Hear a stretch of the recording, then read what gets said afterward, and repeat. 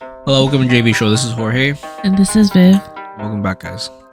Welcome. This week we're gonna explore some new topics to talk about, or just random topics. Really, we're just scourging the internet to see what the degens and other people are talking about. I thought it'd be kind of interesting to go on Reddit Yeah. and look at whatever is popular around the world and what people are talking about, and we'll talk about it with you guys. And then also, we could also go over some debate topics. Sure. Let's go through Reddit first. Sure. So we're going through Reddit popular. We're just gonna look at random topics that we find are interesting to talk about. One of them that popped up was the hockey one, related to Canada. Mm-hmm. Okay, here's what's happened, Viv. All right, give me the lowdown. Okay, people don't know the this. hold down, throw down. Recently, today on the trade deadline, Brad Marchand got traded to Florida Panthers. To a lot of people, this doesn't mean anything, okay? But to Edmontonians, it means a lot. So, I think everyone knows in Edmonton last year we lost Stanley Cup Final Game 7 to Florida Panthers. Did. Very heart wrenching. So obviously, seeing the Panthers get any better is always bad. Mm-hmm. They're like an arch nemesis right now, kind of, right? Because like you lost them, right? Yes. But here's the thing. It's not them that's the problem. It's actually, I think there's a broken system and I don't have a solution for it. So here's the system. So in the NHL, there's a salary cap, right? Mm-hmm. So say like, hey, your team, you can spend $100 million on all your players, right? But you cannot exceed $100 million. And for like a single player can also not exceed a certain amount too. Yeah. Right.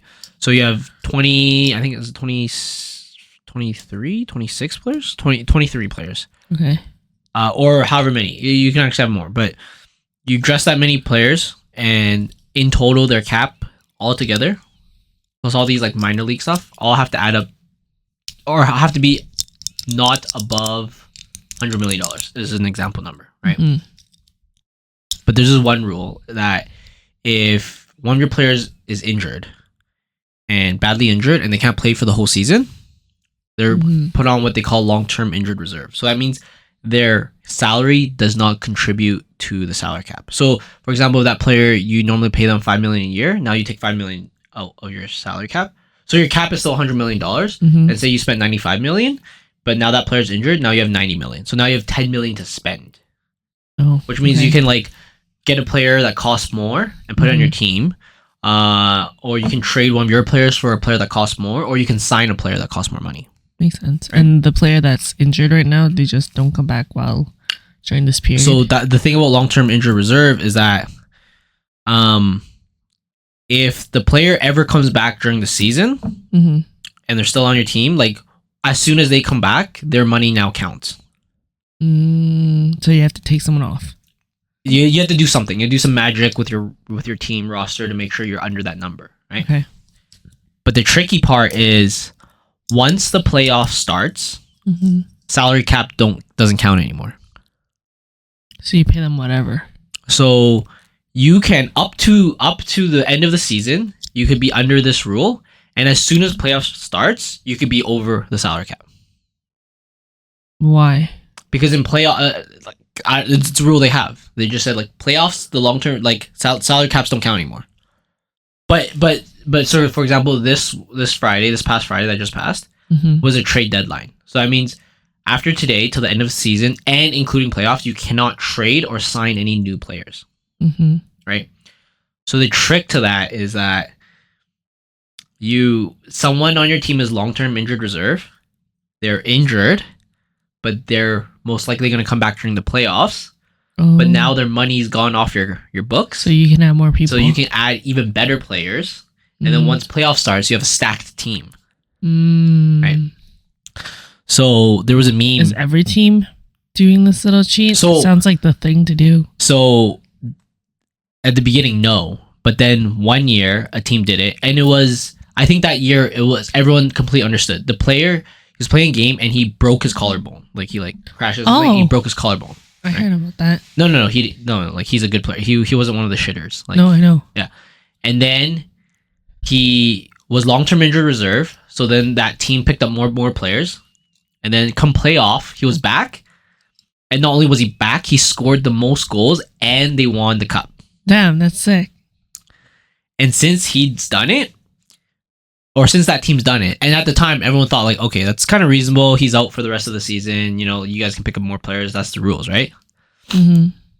ever since that's happened, almost every cup winner after that had that similar situation. Interesting. And So, it's like- been shown that the injury,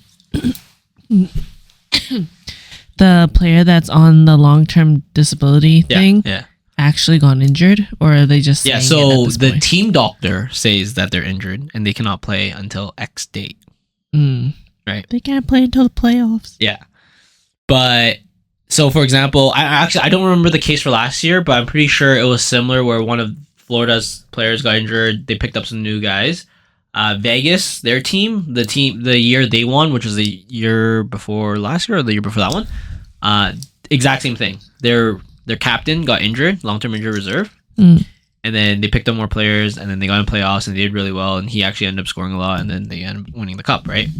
And they did that 2 years in a row. The exact same player got injured again. Now, Sounds like there's no need to have this rule.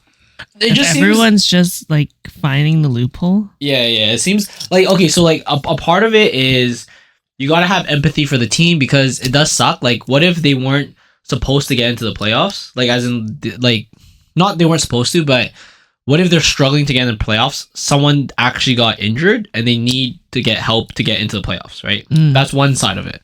But the other side of it is a lot of the teams that are doing this, they've already won the cup in like recent past. So I feel like they just don't give a shit anymore. They're like we're all in already, right? Yeah. Like we've already won. We're on house money. We have the best player, or not best, but we've had the best team last year. Just have to get better, right? So it's very, in the hockey world, I know you're not too into it, it's very controversial. I can see, especially for the fans. Like, especially for the fans, because you have teams who don't really exploit this rule, and you know they're not doing as good either. Yeah, it's kind of like, oh, that's kind of shitty. Like, should we do this rule? It's kind of like if somebody was doping in a sport and they were allowed to secretly, they found some sort of loophole and they keep winning, then it's like, well, yeah, it's like okay, it's frowned upon, but the fact that you didn't change, you as in the league didn't change the rule, you're almost like encouraging it. Yeah, you're almost at a disadvantage if you follow the rule and don't abuse this loophole. Yeah, like you're at a disadvantage if you are not scummy, if that makes sense. Like you have to, I feel like the league incentivizes you to be scummy in this aspect, so you kind of have to be like a total dirtbag with this stuff, which fucking sucks. But yeah, don't know how other like leagues and other sports deal with similar situations, if they have similar situations. But I know in hockey, I like to follow. I don't actually watch games, which is kind of weird. I like to watch highlights and I like to like hear about the news. I just don't have I don't have the time to like watch a full game sometimes because it's like an hour and some. Yeah, it's an hour and some at least. Like at least an hour and a half, sometimes 2 hours. But also sometimes I get too like emotionally invested. Like I'm like, no, I can't do this, man. Like I can't. I get too emotionally invested into the game, so it's like because it's too intense. Yeah, it's too, or it's not intense enough. Like the team's playing like shit, or you know, bad calls or stuff like that. I just get way too emotionally invested into the game, so then I just don't really watch as much sports live. I see the draw of it. Like I would love it. I would love to watch it, but I feel like I could easily get addicted to watching that stuff. Because that's a pretty good, like, intense adrenaline you get. I can see it. Yeah, so then I just don't, I feel like my heart can't take it, you know what I mean? The emotional up and downs, I was like, I can't deal with it. Who's your favorite team? Is that actually the Oilers? I mean, yeah, it's home team, right? So, but I do like hockey in general, so yeah, I just like good plays, good teams, good structures. It's cool because, like, there are some individually really good players, but what I really like are teams who are not individually amazing, but as a group, they're like very fundamentally good. Having synergy is a big important aspect. Yeah, like I feel like some people like to watch like Connor McDavid like go through an entire team and score and all that shit, which is very impressive and amazing. I like the little details of like a good foundational group. Yeah, like a team that's very cohesive. Yeah. Good at communicating plays. Yeah, that's right. Exactly right. You gotta talk on your mic. Yeah. So, anyways, that was the first one. Now, what else is on Reddit? Let's see. So we're going on our popular as of 8:43 p.m. So let's We're see. on hot everywhere. Is there what's this hot? Oh, it's Oh, you hot do top. best. Do top. New top. Yeah. Top everywhere. Isn't top just the first one? No. Oh, is it? I don't know. I barely use Reddit, to be honest. Oh. Huh. My 3-year-old son just beat stage 4 cancer. Interesting. Nazi bar? No, we're not a Nazi bar. We just didn't ban Nazis. Then all the Nazis started coming here because nobody else would allow them. Now they're our best customers and nobody that isn't a Nazi wants to drink here. What the fuck? Oh, they're making fun of X and Twitter. Okay, maybe we just don't do best. Yeah, this one's kind of dumb, in my opinion. Hot Canada or hot everywhere? Everywhere. You want to do Canada first or no? Okay, sure. Costco US to pull Canadian merchandise. So Costco US isn't selling Canadian shit. What does Canada actually make? I don't know. Wheat? You click on this? What does it say? Strawberry? We don't have strawberries. Where's there a picture of strawberries? We got strawberries in BC. Oh, really? Yeah, we got a lot of Like, berries in BC. annually? Yeah. Oh, I didn't know that. Okay, well, I can't read this because I don't have an account. This is the dumbest fucking thing. Okay, what else is on Reddit? There's ads. Canada suspends imports from biggest U.S. pork processing plant. Oh, they also pulled off all alcohol from the States off the shelves, too. Do you think Canadians are bigger alcoholics or Americans are? Ooh. I think the American population is larger than Canada and both drink a lot. So statistically, But per capita. in a way, you could say America, but per capita, I'm not sure. You could look it up. What is it? Most alcoholics or who drinks more? Alcohol consumption per capita, Canada versus US. Oh, this is 2016. That's pretty old data. 21 total per capita consumption of alcohol in 2016 was 10.0 liter in Canada, higher than US's 9.3 liters. This is in 2016 though, but let's see if there's new data here. Sixth global report was published in 2024 with data from 2019. Oh, this is all pre-COVID. I wonder what COVID did to it.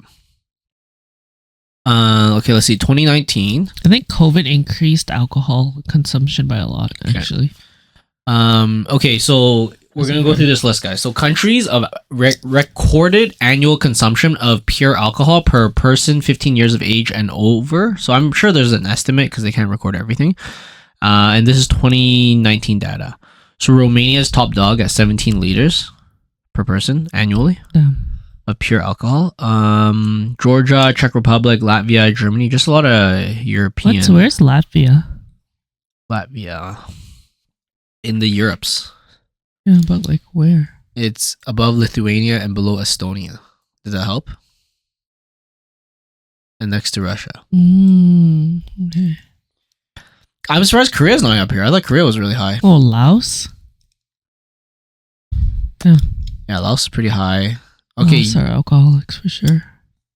So Canada is 9.9 and US is 9.6. So we're about the same.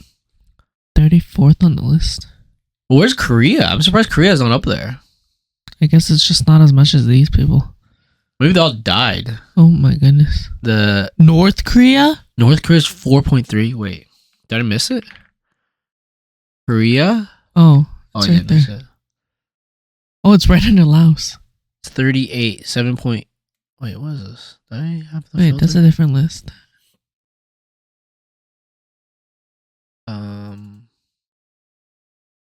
What the heck? This one. 8.2. No, that's still a different list, No. right? Oh, Right here. 8.2 liters. Oh, I thought South Korea was really high per capita. I guess everywhere else is a lot more. Maybe it's because South Korea. Oh, actually, no. Oh, I retract what I was going to say. Because it's a really aged population.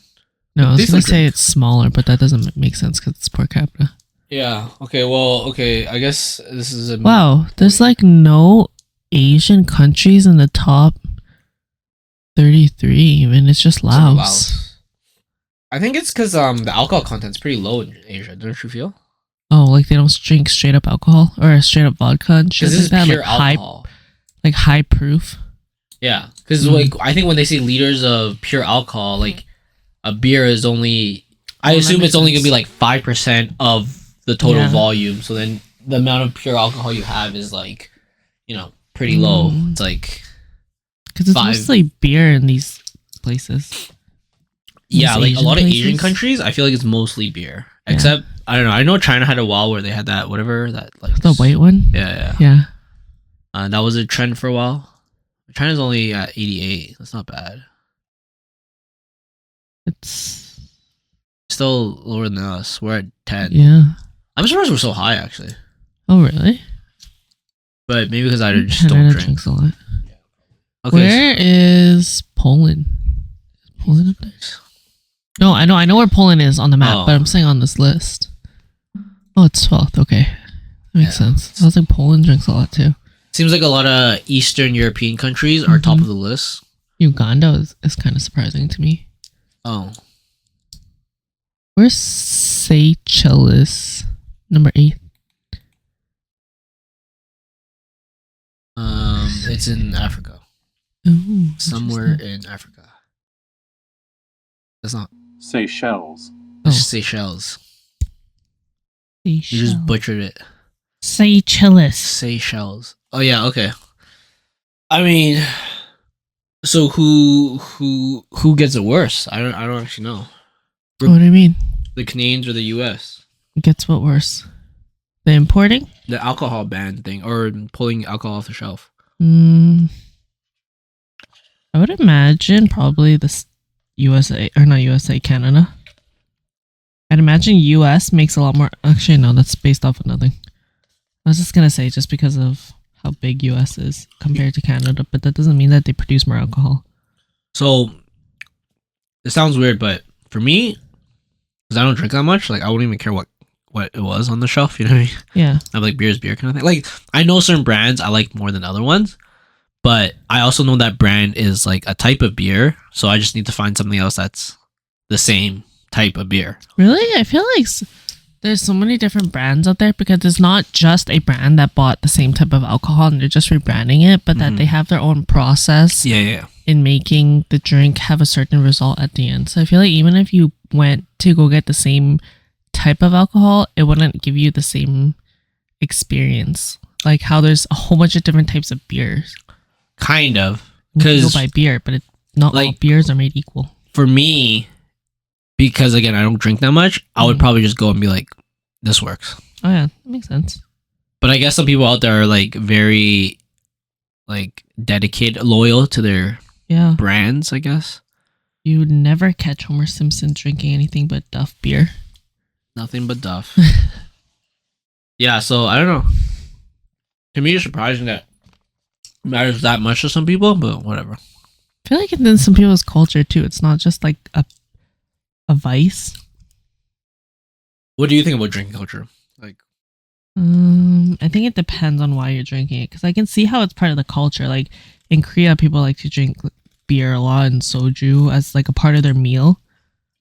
I feel like in a lot of East Asian countries, they do drink a lot of beer.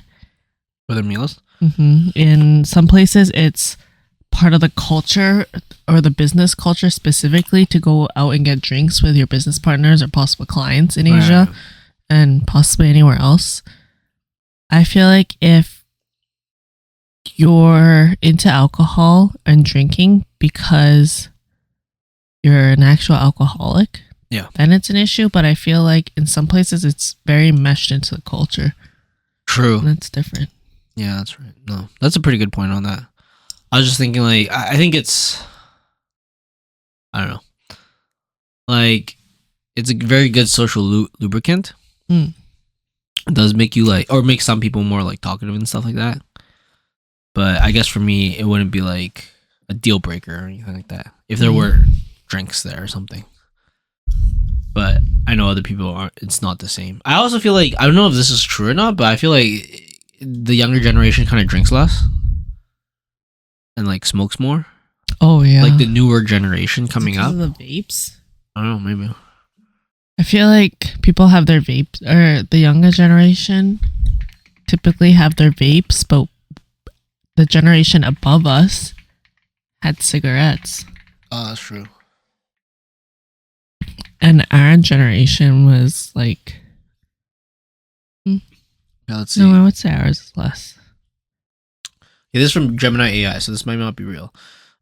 Research indicates that alcohol consumption is declining among younger generations, with Gen Z, born late 1990s to early 2010s, drinking less than previous generations, driven by factors like increased health and wellness awareness, and a shift towards sober curiosity. What's sober curiosity? This is like where individuals are exploring alcohol abstinence or reducing consumption rather than viewing it as a social obligation. Oh. Why do exploring alcohol abstinence? How does that work? Why do people need a title for everything? Yeah, like alcohol that abstinence? just means you're not drinking. But why do you need to call it sober curiosity? That's not the question part. The question part is, why do they need to explore it? They were already alcohol abstinence probably for the first 15 years of their lives. Yeah. So there's no exploration. They know what alcohol abstinence feels like. I think for them, this may get us canceled, but they want to be special. I think for them, there is a lot of... It's common in the culture and possibly that generation to make a movement out of everything. Oh, yeah. And to say that it's very normal at a party for people to drink, and because I'm choosing not to drink, yeah, it's a whole thing. They just want to be special. I am practicing sober curiosity instead of saying, "Oh, I'm just not a drinker." You know, I would be honest that maybe a bit before I was like not wanting to drink because I felt like I sucked at drinking. Like I couldn't like handle my alcohol as well. But then I would be like too ashamed to say it. But now I would just say whatever. But I wouldn't call it sober curiosity. Yeah. I should be like, I'm not drinking. I'm not drinking. I probably have a good excuse, like I have to drive home later or something like that. But I don't think you need an excuse. You could just say, "Oh, I don't want to." I mean, as when you're younger and all your friends are doing it, I feel like you have to like have some type of excuse, or you get like nagged on to do it. Like literally 3 or 4 years ago, like all my friends always nagged me to try to drink, as in you guys. But I wouldn't like call it something, but I would be like, yeah, yeah. I feel like a lot of people need a title for these things now, and so. Yeah, they're fucking dumb. That's right. What else is there? On Reddit, Canada. U.S. military active and reserve duty members. How do you feel about them? Okay, New York Fries founded in Brantford. Really? New York Fries is in Canada? I don't know some of these Canada brands, to be honest. I don't shop as much except for meat. So I don't really know much. Alright, let's go to everywhere, Reddit. Europe still thinks Nazis are bad. Are they not? Oh, so confusing. Zelensky sharing emotional embrace with D-Day veteran in 2020. Did you see the interview that Zelensky had with Trump? Where they went crazy. And how they were arguing and how he was like something, I'm paraphrasing, but he said something along the lines of, "You're raising the tone of your voice, but not your argument." Said it to Trump, and I was just like, "Oh shit." Yeah, I think you're treating him like a child. This is great. That was tough. I think Ukraine or Zelensky wanted to. He's been standing up for himself so much in the last however many years since the war started. So he thought that it wasn't right for him to just be, let's say, bullied by the Americans. But at the same time, you don't like go to someone, ask for help. And if they bully you, you just start to fight back. You're like, you know what? You can't. Don't ask for help, right? Yeah. It's like, yeah, unfortunately, they're gonna treat you like shit, but you're probably gonna like look more noble if you just take it. Yeah. Than if you try to fight it, especially if you're asking for help. I can see the reasons why he's trying to fight it, because he's trying to say like, hey, look at my values and look at the reasons why we're fighting for this. But then Trump essentially is looking at it like, dude, the way you want to go about things is hurting us if we help you. So if you want help from us, you need to do it our way. Yeah. And yeah, it's true. Like, I mean, I don't think anyone is right or wrong in this. Like, okay, even if you go into the Russia side, I'm not like a Russia sympathizer and stuff, but if you were part of the Russian politics and you knew that, you know, the fact that if Ukraine joined NATO, there's more potential military stuff closer to your borders, then yeah, you would be legitimately against that and you would fight against that, right? Is what they're doing, is the way they're doing the action right or wrong? I have no idea, but they feel threatened, and when they feel threatened, they're a big country. They're strong. They're a pretty powerful country too, right? So they're gonna do whatever they can. Was that the right thing to do or not going in Ukraine? I have no idea, but they had to do something. Because if they did nothing, it would feel even like for us, we'd be like, oh great, they're not doing anything. But for them and internally and with their own people, they would also have a lot of like issues, and Putin would probably have to like step down if he didn't do anything. Yeah. So it's almost like you put them in a bind where he was forced to do something because doing nothing was not an option. Yeah. Right. So then it's like the whole situation's fucked. But yeah, there's like clearly whatever you guys are doing isn't working right now because a bunch of people are just dying. Yeah, exactly. So I don't know. Like, do I think how Trump's gonna do is gonna work? I have no idea. Definitely, whatever we did in the past doesn't work. I think it's gonna prevent World War III a little bit, or at least help mitigate the chaos that could cause it. Yeah. I mean, I think that's the hope. The biggest hope is just no World War III. Yeah. Because it's gonna be so fucked if that happens. But I don't know. I just feel like it sounds impossible to say this because when you say it, it sounds right. But then when you think about the motives behind it, it's not. But it's like if everyone cooperated, everyone will actually get further. Like everyone will get further. Of course. But then that's not how our humanity works. It doesn't work because no country wants to give another country an advantage purposefully. So it's like rough. What is your mindset behind the state of affairs with the government and the world and just everything that's going on? Since I feel like in the last 5 years, there's been so many things that's happened around the world. There was COVID, which is more than 5 years ago-ish. But there was COVID, there's been a lot of fires, there's been wars, there's been earthquakes, huge natural disasters, changes in weather. I think the game of politics changed a lot when people could record stuff on their phones better. I think if I could boil it down, I think that's what happened to a lot of things. Did more things happen or not? I don't know. Because is it more things happened or is it we are actually recording more things happen? Like we are shown more things are happening, right? Like if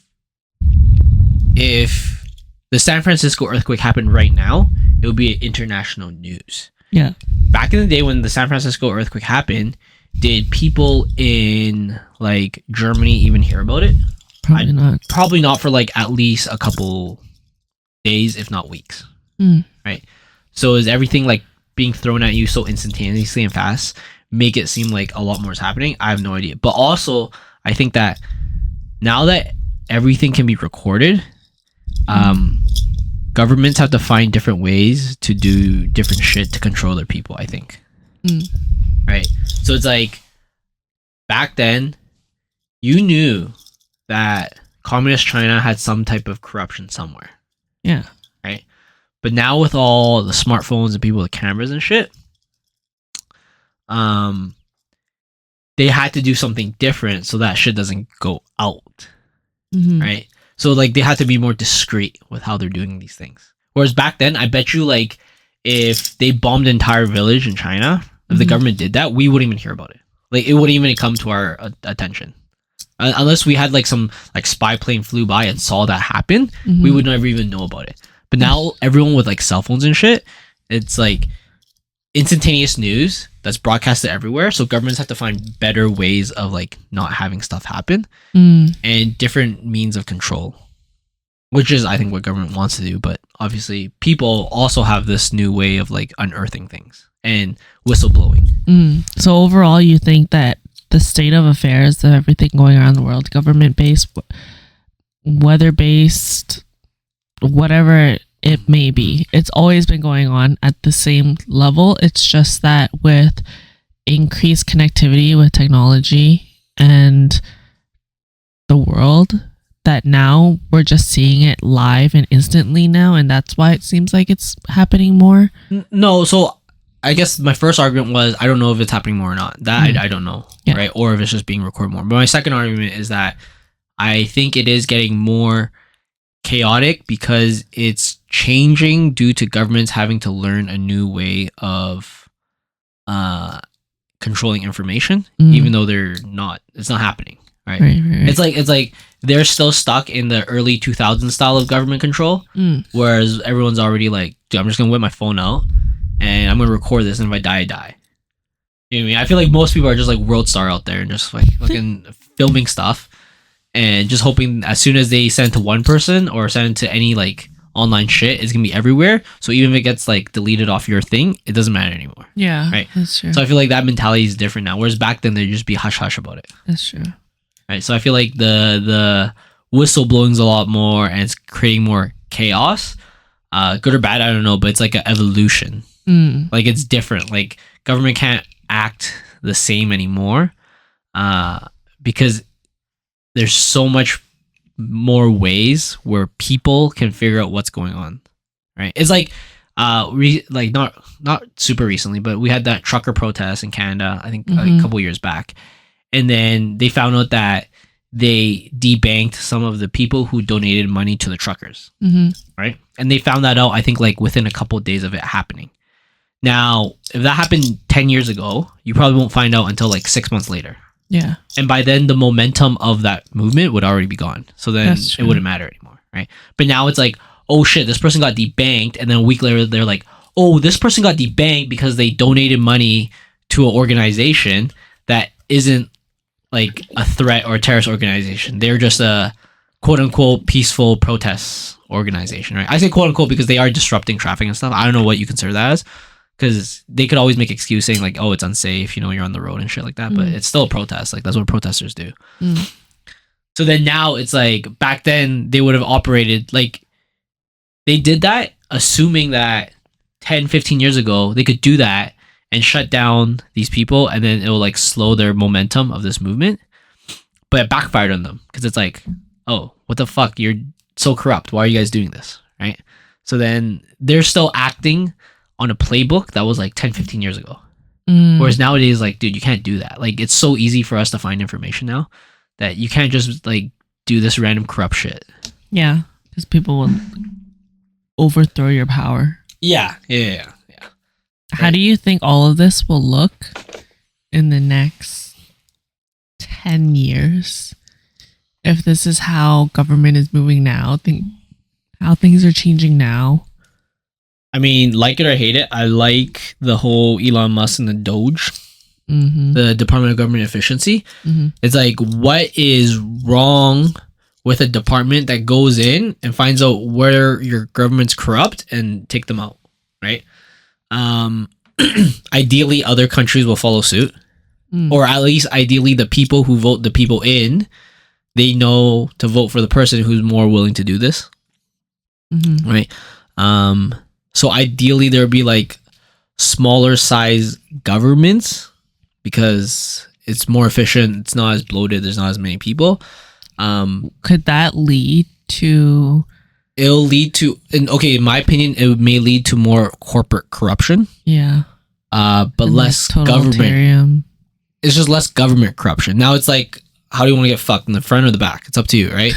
So if it's government corruption, you're getting fucked from the back.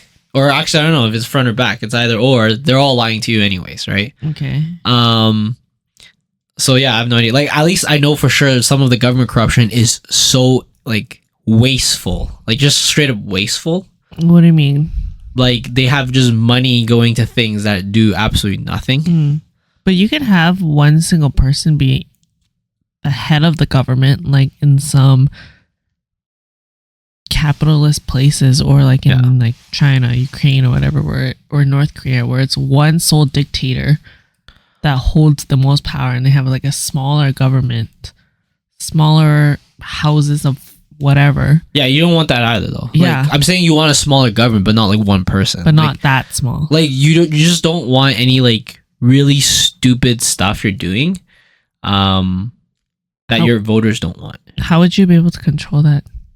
I mean, the Department of Government keep in that middle level between having not too many people and not having too little people. I mean, what's kind of cool is I like how what they said in the Department of Government Efficiency, Elon Musk's new department, DOGE, it is a limited time department.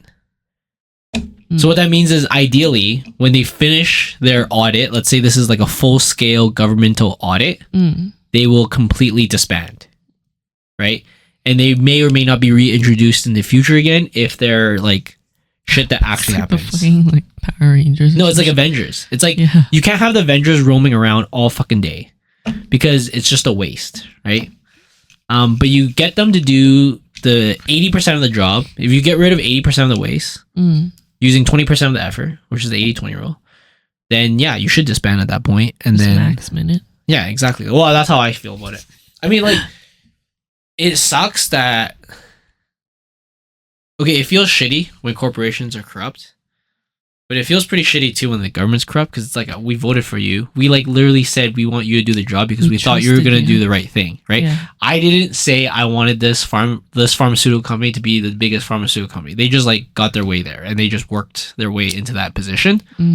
But when it's government, it's like, you know, yeah, we trusted you. Like we thought we were on the same page when we elected you, and you got in there and you just fucking fucked us blindfolded. Like it sucks, right? And I felt like that was going way too much. And the corporates were so greedy. So it's like they were colluding too. So it's like you're getting fucked fucking both ways, sideways, all the way to Sunday, right? It's like the corporations are colluding with the government, and then everyone's fucking you as in the middleman, the medium income people, or let's just say the large average of the entire country, right? Yeah, that felt so bad. So at least if the government is gonna start like shutting their corruption down, ideally they're also gonna like look into corporate corruption and shit, right? Ideally, but I don't know. That makes sense. I feel like there's too many like smart, righteous people now, so it's like really hard to like too many. It's hard to be opinions. Yeah, it's hard to be corrupted and not get exposed nowadays. Really, I don't think that's. I feel like if you compare now than 10 years ago, it's so much harder right now to be corrupt and not get exposed. I agree, but you can be exposed. However, people may not have enough power to dethrone your corruption. Yeah, like but everyone knows Mexican government is corrupt. Yeah. But what changes there? I mean, they're not. It's not that they're corrupt. It's just that they can't do anything. Yeah, that's what I'm saying. Like, so I don't know how corrupt the Mexican government is, but if you have a gang organization in your country that is like X amount size bigger than your military, you can't do anything. Yeah. Right. So like, would you blame the Mexican government for that? Like, I mean, like how? You're like, it's like blaming the skinny guy for getting beat up by the big guy. Right. It's like, well, I don't know. Like what could they even do about it? I have no idea. Right. Like they'll just say like, oh, no more. I mean, there is stuff that you can do about it. It just depends if you want to be corrupt or not corrupt. But they're choosing the side that is corrupt because it's easier. Right. So how I was thinking about it is like if you were working in a corporation or a government nowadays compared to 10 years ago, if you did anything corrupt, you can get exposed so much faster. Because usually... What does the exposure get you, though? If you have set up an entire system that is strong enough that it's harder for the layman to dethrone you, even if they're aware that you're corrupt or not.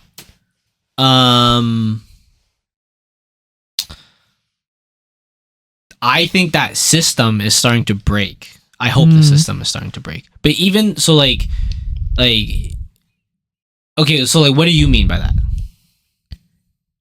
Say we live in Mexico, we know the government is corrupt, we know the police force is corrupt. Yeah. What does that do?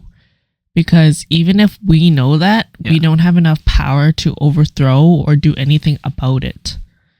So why would the police, why would the government care whether we know that they are corrupt or not? I mean, that's kind of cynical to think about like that, right? Like, yeah, sure, it's super corrupt down there. They want to start a movement. You know, those people do get killed, but what do? You just like drop over and die? Like you typically what people do in the past and stuff like that, regardless of what type of government or politics it is, it would be civil unrest into some type of revolution, right?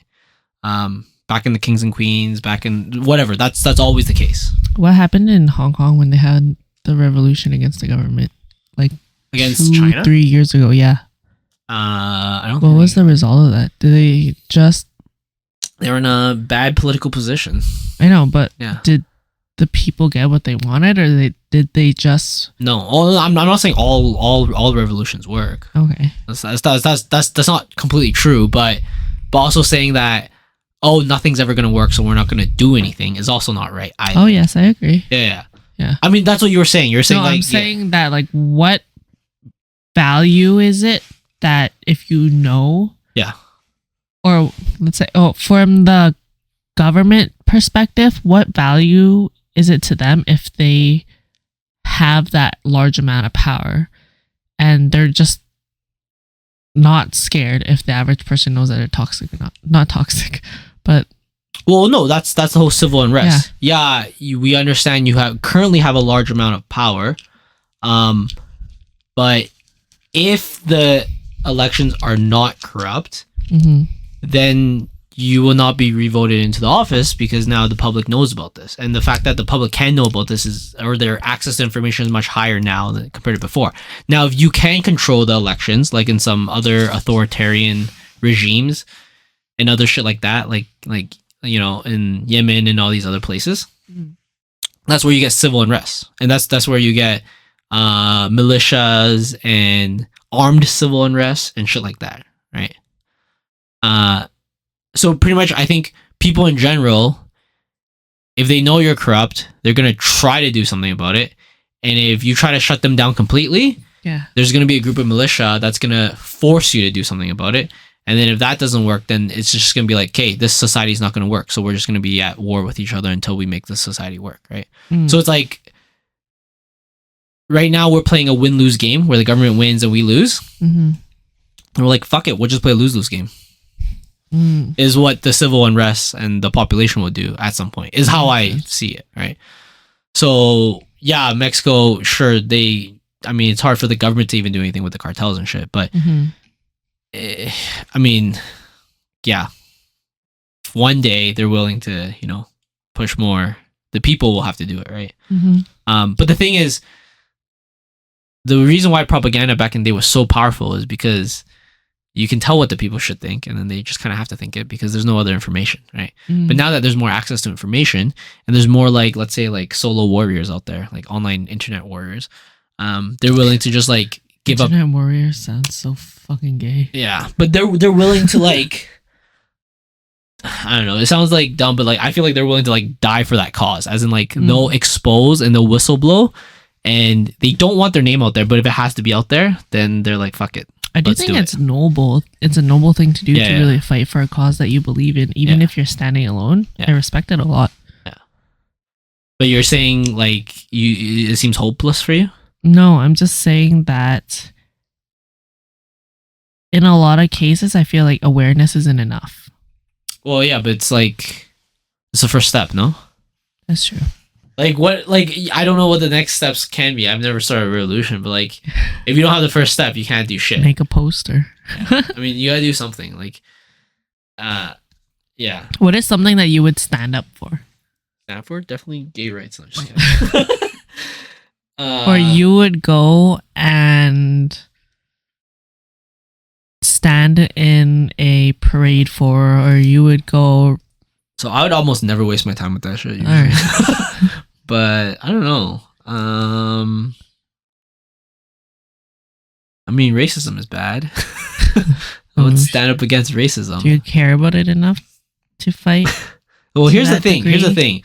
Everyone only cares about it once it becomes your race. Or once it personally affects you. Once it becomes your race, then it matters a lot. Right? which sucks because it shouldn't be like that. It should be like, a united front against that shit. Mm-hmm. But that's something I would probably stand up against. I think I'd stand up against free speech. I think free speech is pretty good. I used to not care too much about it. I was like, whatever. But then I kind of got a little bit more humbled and educated by like how shitty other systems are through like reading books and all this other stuff. And like some very Orwellian and scary shit. Yeah. I mean, yeah. And like, other potential like George Orwell books like 1984 and stuff like that. Like what society can become without free speech and things like that. The thing is like you should always allow the person to say it or not. Now, whether they're right or not, that's not something like that's up to you, right? So it shouldn't be about like the loudest voice. It should just be about like being educated about the actual subject itself. Because I feel like the more educated people are, they're usually they'll probably agree. Like the more educated people are in general, the more closer to the middle they become. As in, the more educated you are, the more you understand both sides, the more you're kind of like in the middle. You're like, you're not very complete one side or the other. You're kind of like, I kind of agree with some of it to a certain extent. Like, I agree. I feel like free speech comes with propaganda or being able to have free access to whatever information you want. Yeah. And I don't think anyone should dictate that. It's like the government should be able to say what they want, but we should be able to like scrutinize all of it, right? So I feel like back in the day with like newspapers and shit, newspaper, radio, and news, only a select few and a select group could dictate the news. But now that's completely not true anymore. Like you get Redditors can say where the fuck they want. And a lot of times maybe they're wrong, but someone might be right. And then all of a sudden it gets really popular because someone did a research on what that person did or what that person said. And then other people started researching and looking into it. And they're like, oh shit, this guy's not just like saying stuff. Like there's some truth because now we have access to this information. We're uncovering some documents. We're doing a lot of like, internet research and stuff. Like, you ever see those Reddit groups that like find like missing people or like kidnap people and shit? Yeah. Where they actually comb through the actual data. Declassified CIA documents. Yeah. Pretty sick to read. So like because of that access to information, it's like I'm not saying it's impossible to be corrupt, but you're probably going to get exposed. It is more difficult. Because typically I assume most corrupt people think they're smart enough to get away with it. That's why they did something that's corrupt. But they don't realize how smart other people are to figure out what they did. And nowadays there's so many people who are willing to just do this as a hobby to like expose corruption. Like they're not even going to get paid for it. They're literally just going to like random writers find information, willing to send it to like journalists and shit and let them like, kind of like start the investigation for them or do like half the investigation for them. It's kind of cool because it's like, it's literally kind of like humanoid robots. It's like if each person in a group of 100 people did a little bit of research for this one corruption thing, and they sent it to this one journalist, that journalist would have like half a story already ready. Right? So it's almost like a computer and all the processes all coming together to like create one solution, right? It's so much faster that way, right? So then that's what I'm saying. It's like there's still probably corrupt people out there, but I think it's getting more and more exposed. I think people are getting less skeptical when people talk about corruption now. I agree. Like back then, they'd be like, oh, no way that happened. And then you won't find out about the real story until like 2 years later. Now it's like, no way that happened like at 3 p.m. And then at 8 p.m., there's like fucking 500-page essay on exactly what happened, right? Articles, TLDRs. It's pretty crazy. So that's why I was like, I think, I mean, I like the system. Like, it's harder for them to get corrupt. They have to be, the corrupt people to be corrupt have to be more organized and band together a bit more. But it's going to be even harder if you have guys like Elon. Like, what's Elon's motivation? It's like, it's not money, clearly, right? Like, he could be doing so many other things if it was money.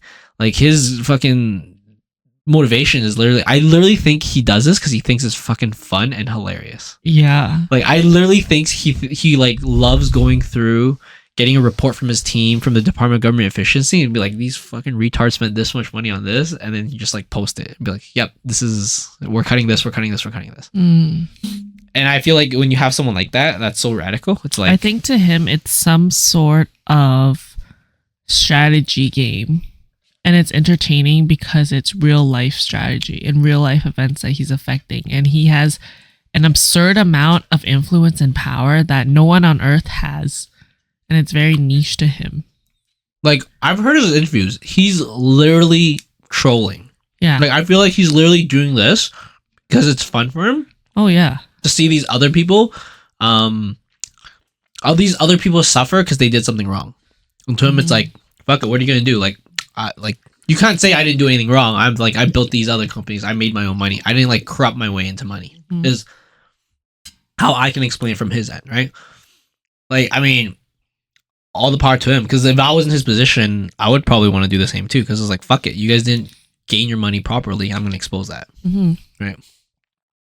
Because I bet he'd be like, yeah, you can check all my bank records. I really don't give a shit, right? Yeah. At that point, when you have that much capital, life is just different. You just view things differently at that point, in my perspective. And it's all about people in power. That's the crazy part too, because it's like, do you think it's good to have a poor president or prime minister or a rich president or prime minister?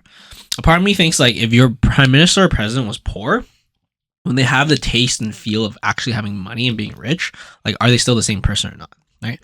Whereas if you had someone that was stupidly wealthy being the president or prime minister, it's like, what is their motivation now? It's clearly not money anymore, right? They have it.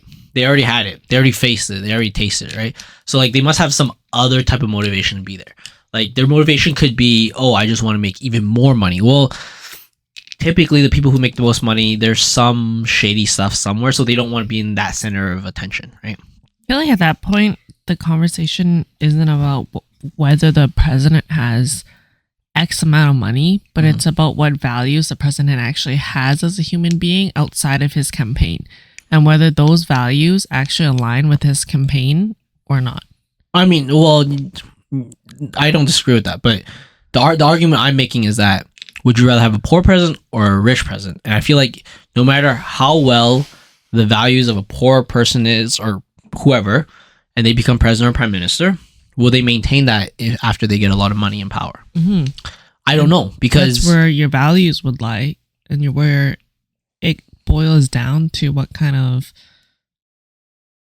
a spine you have, essentially, to stick to those values, regardless of how much money you have. Right, but what I'm saying is that if you've never had money or power in your life, it's very easy for you to say, we should feed the poor, we should help these people, we should help these people. Very, very easy. You don't have any money or power. You don't really have stakes in the game, right? And then all of a sudden you're given all the money and all the power. Are you the same person again? I don't know that. Like, I really don't know that. And how strong is your character? But that's the thing. Like, the strength of your character in a position of no power or money, does that maintain itself when you do gain that? That's true. Does it? So that you do not know, because that's not tested, right? But someone who has money or has made their own money, that has been tested. It's easy to say. It's easy to say as perspective when you're in one position over the other, right? What do you mean? Like, it's easier, as you said, if you were in a position where you had less capital to fight for the people who also are in a lower financial position. Right. Than if you were to gain all the capital in the world and to say, hey, actually, I'm not going to talk about the people in lower positions. There's bigger fish to fry. Right. So it's like, you don't know how much they'll change given all that money and power. Now, if you have someone who made their own money and made their own power and made their own influence, then it's like, theoretically, before they get into this office, like, why would their power or like why would their values change? Because they had the same amount of power before and after, right? That's so it's like, even though they may be a shitty person, you knew who they were prior, and it won't change after, because nothing in power or money changed. Whereas if someone was like very noble but poor, it's like, I don't know, like, what if this guy's gonna fucking, as soon as he get rich, he was like, oh, fuck all these poor people, no taxes for the rich. Yeah. Right? Because now it's now he's one of them, right? Whereas if you were already one of them, then it's like, well, your motivation lies somewhere else now, right? You may have something greater to fight for, because you don't care about that stuff as much anymore. That makes sense. Right? So then that's why when I think about that question, it's like, well, would you rather have a poor president or rich president prior to them becoming president? Well, I'm like, I feel like there's only one answer that should be right for that. Now, if they you know, yeah, I don't know. I think there is almost only one right answer, but I don't know. I could be convinced otherwise, but I don't think so. I feel like the argument's pretty strong. I can see it. So then now coming back to like someone like Elon, it all goes back to like Elon, right? Like what's Elon's motivation to do this Department of Government Efficiency, right? Like I can almost guarantee that he would have made more money doing other things. Yeah, it's definitely not about money. Yeah. This whole thing is not about money. It's never been about money. Yeah. So I think he just wants to see cool shit get done, and he sees the government at the time before as just being a complete regulator, just stopping advancement in technology. So he's like, fuck this. I'm going to go in and I'm going to stop these regulations that are not meaningful. Right. I think it's kind of cool. I feel like that's kind of what you need, right? You need someone like that that's willing to do that, all that work, all that extra shit. That's willing to say, hey, I see a problem. I'm going to create the solution for it.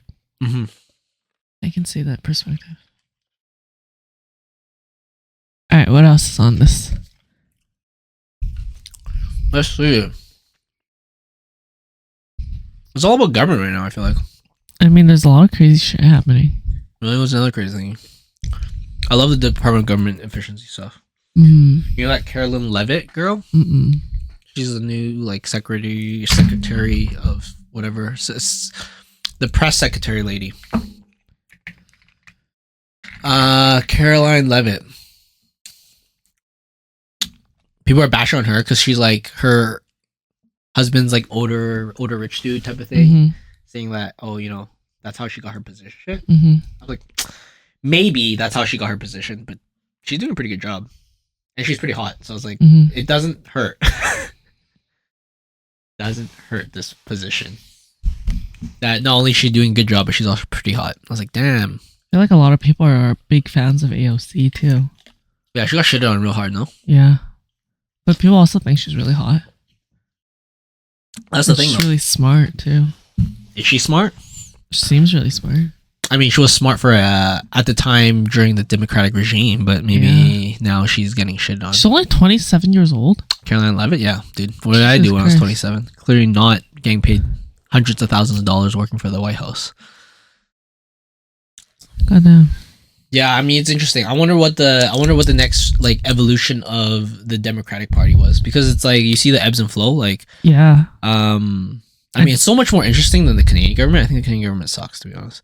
I definitely think that the overall age of the government should be lowered by 30 years at least, on average. 30 years? Yeah. It's a lot, isn't it? Like a 60-year-old senator would be like 30 years old? Your age? You don't think there's people that are... Okay, maybe not 30. 20. I think 20 is even too much. I think like 10 years is probably reasonable. Really? Because I think that a lot of them are basing their knowledge on things that are not as relevant and not as current as the population that is going into the workforce and the population that is currently in the workforce.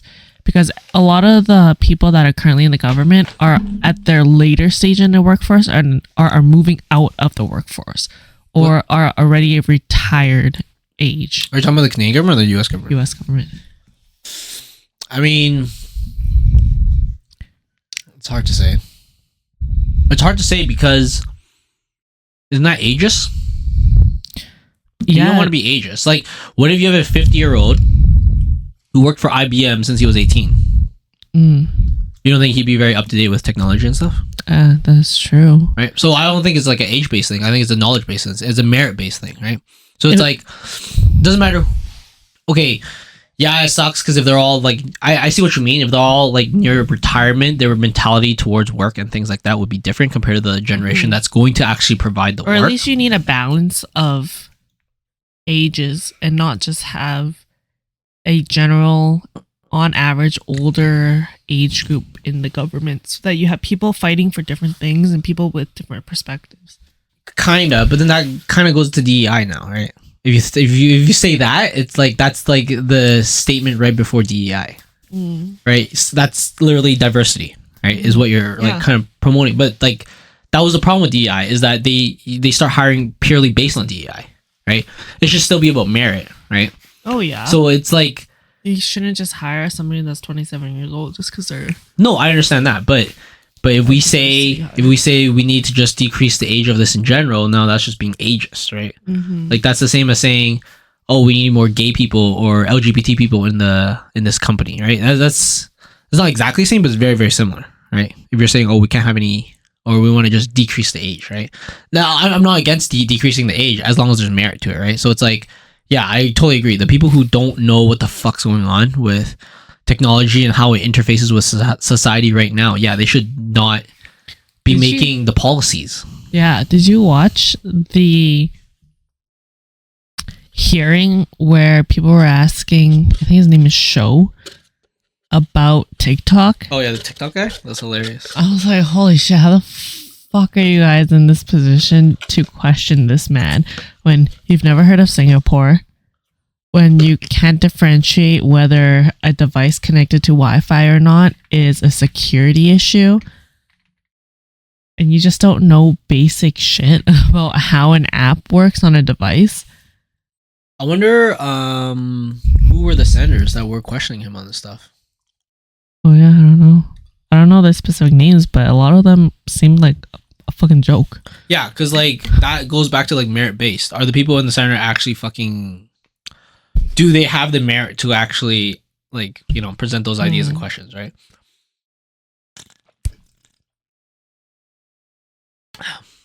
Because you can have old people who are still really fucking smart with technology.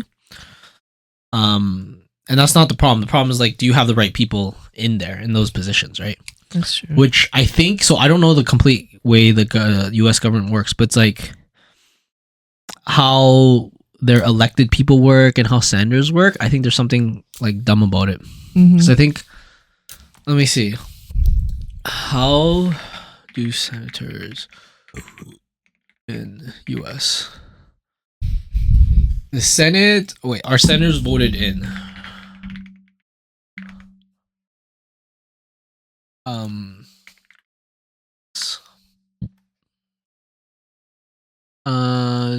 Prior to that time, state legislation. Okay, I mean, I don't know. Like, it's also like who the fuck voted them in, right?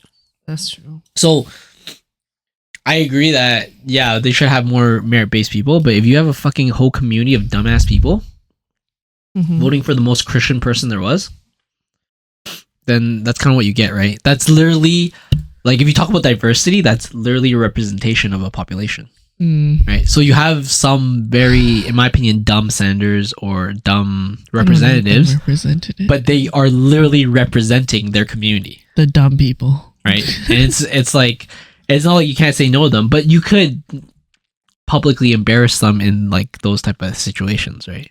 Where it's like, dude, you're you're literally dumb. We'll let you talk and you can listen to how dumb you are, right? Yeah. I mean, that's all you can do, because like if we're proponents of free speech, then technically those people can say whatever the fuck they want to say, and if they uncorruptedly got elected, then they should be able to do their job. But true, it sucks, right? Because like in the case that we don't let them do that, then we just become China, right? Because they were, say, if they were fairly and legally elected, then we can't really do much about that. That's how I feel about it. But I don't know, like, I kind of don't like I think the Canadian system's kind of shit sometimes. Yeah, I don't know. It's rough. It's rough because it's the whole divide and the country's so big and so much power. For Ontario and Quebec. Yeah, it's like essentially if you win Ontario, Quebec, you win Canada, but this doesn't represent the actual population, right? Which is really, really shitty. So that's a bummer too in Canada. But I don't know. There's no like one single great government, I think, and none of them stay great for a long time if they do become great.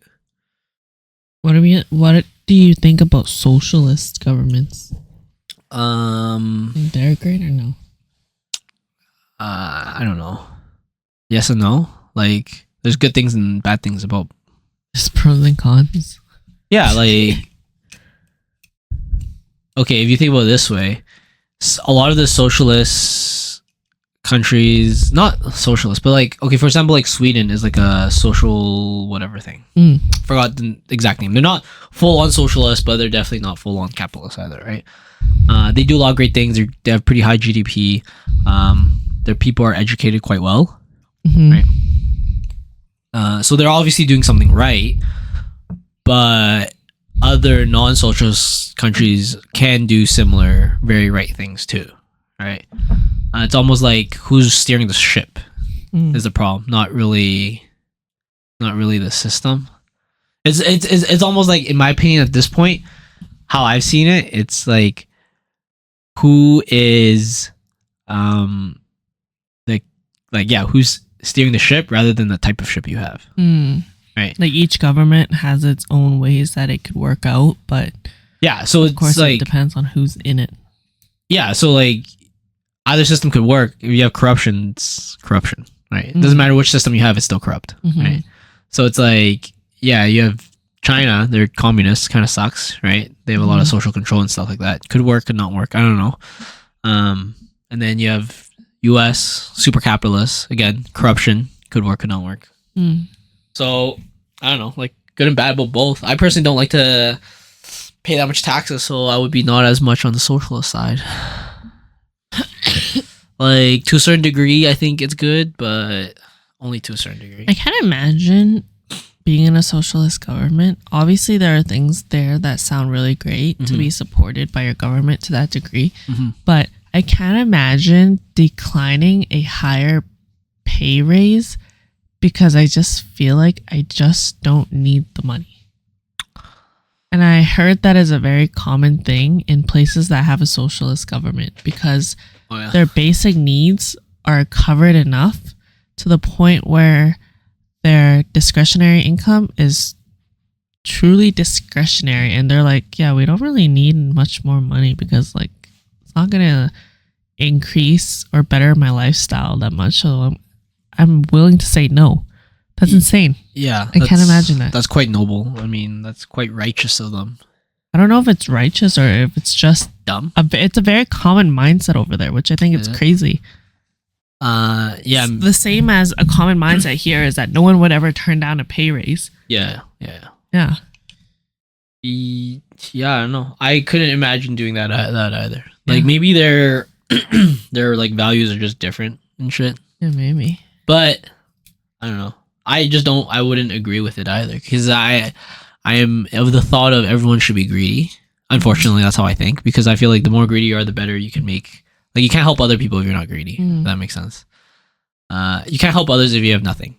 So why not you just get everything and then you can help everyone? That would be like kind of the mentality. But is it right? I don't know. I mean, it's also at my current stage of life too, right? Like at different stage of your life, I feel like your political mindset is different, and I think you can like find trends in that too. Like typically, younger people are more into like socialism and stuff like that, because yeah, they're getting fucked, right? Student loans, debts, and stuff like that. What do you want me to search? Not the government. Can you look that up on Google? Political spectrum based on age. Let's see. Pew Research Center. Pew, what's this? Age generational cohorts parties. This is Democratic versus Republican. Yeah, so it's not bad. So you can kind of imagine Democrats being liberal. Oh, interesting. It's reversed. Yeah. No. This is exactly what you. I know, but I'm saying that as you grow older, you're less supportive of a democratic government and more supportive. Yeah. So imagine Democrat saying is liberal and Republic is conservative. As you get older, you become more conservative. So my thought process to that is that as you're younger, you don't have shit, right? You're fucking poor. You have student loans. Everything sucks, right? So you want it to be more shared. You're like, you know what? If the rich guys gave us some more money and distributed the wealth, everyone would be happier, right? As you get older, you get a bit more money, ideally, and you become richer. And when you become richer, you're like, no, I earned this money. I want to keep my money. Like, I don't want to give my money just because that little shit can't make their money. Right? So that's, in general, what I've noticed. Well, obviously, this trend says so. It's like, the younger you are, the more liberal you are, and then the older you are, the more conservative you become. Right. It's interesting. So yeah, I'm pretty conservative now, but I think I was probably a bit more liberal when I was like younger, like in uni and shit. And then my mentality just changed after that, because I feel like at some ages you start going through shit in life, and as you overcome them, you're like, no, this is my badge of honor. Like, this is, I earned this. I earned this now. I ain't sharing. I earned all of this. Right. And then you become more and more conservative and such. And I feel like in general, like, this might sound like bias or maybe partisan to one side, but I feel like the more knowledge you get about stuff, for some reason you end up becoming more conservative.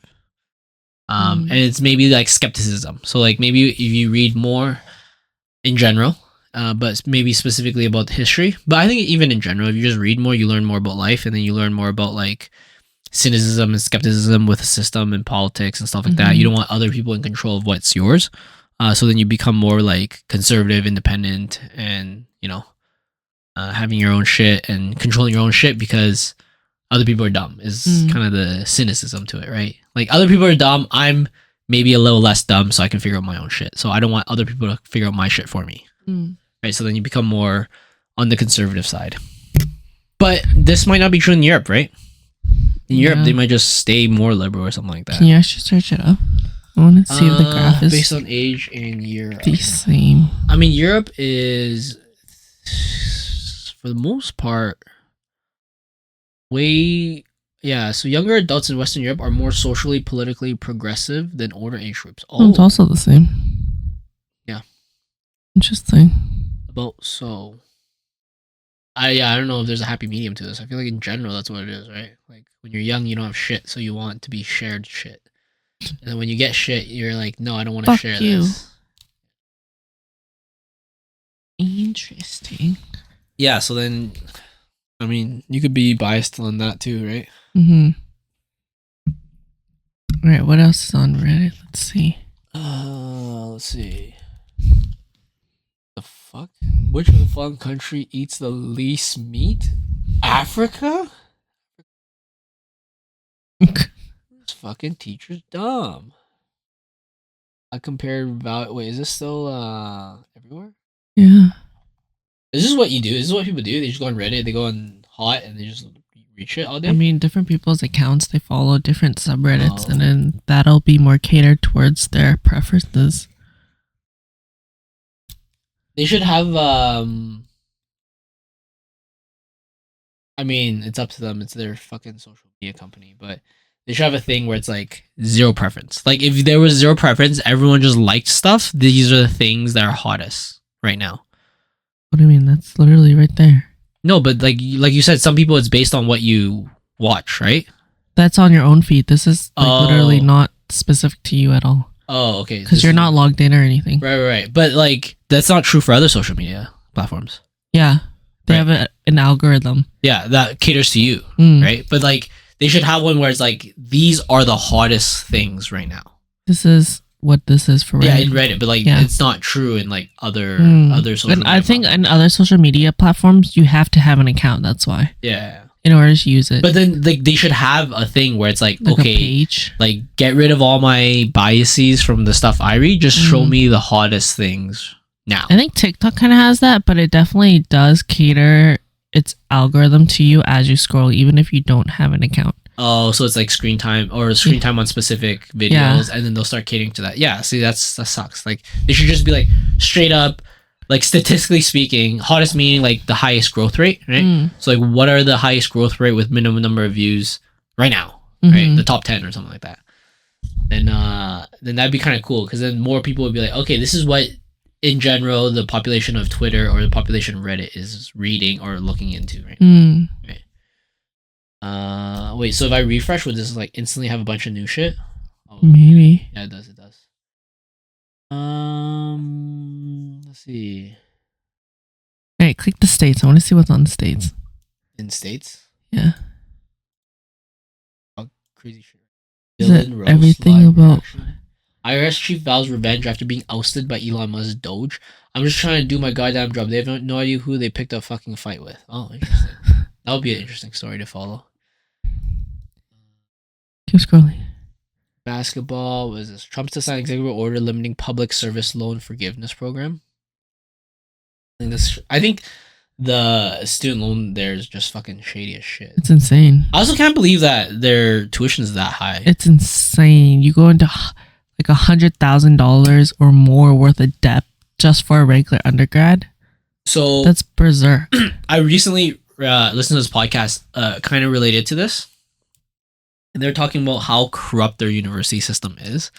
So like they have a bunch of private universities like Harvard, Yale, all this stuff like that, right? But to be called a university, you must be certified by a board. And this board must not be directly owned by the universities, but the university owns companies that are on the board. Okay. So what that means is that, hey, Viv, you're so smart. You created this cool idea where people can get this university degree, but for way lower prices, like reasonable prices. Yeah. Unfortunately, you cannot be accredited as a university because of this board that's controlled by current universities. What the fuck? You know what I mean? Yeah. So it's super corrupt. They're pretty much saying, oh, we are the only ones allowed to sell this because this independent party said that we are authorized to sell this. Yeah. But secretly, we own that third party that authorized us. Right? That's insane. So that's why it's so corrupt and expensive there. Is because they fixed they literally like fucked up. Not fucked up, but like they literally made it super corrupt. Yeah. So that's why, and I think to be like, when you get accredited as a university, you get special funding, you get all these other things like that, right? So they limit. So like if you were to apply to become a university there, your institution that you created down there, like say you work 5 years, took a big loan, opened up a building, started, teaching people certain things for a university, you probably won't get accredited to be a university. Interesting. Yeah. So that's why it's so fucking corrupt there. And then that's why their student loan system's so fucked there too. It's because it's so expensive to go to school there because of the corruption. That is insane. Yeah. And then it's like kind of a feedback loop too, because it's like, oh, who are the people who get to go to these universities? Well, it's usually the children of people who went to this university who are successful because, they got it in somewhere. Yeah. And then, so then you get, it's a loop of mass corruption in my opinion. And there's people that like pay their way to also get into these universities, like really highly accredited, top scholar universities. Well, there's also racism at the universities, right? So like for a long time, there's a story of how like the SAT scores for an Asian to get into one of those top universities is much higher than non-Asians. Really? Because there were too many Asians. What the fuck? Like, it's literally... Like, I'm not bashing you specifically, but it's literally when people say, oh, we need more diversity here, they start bringing up rules like that.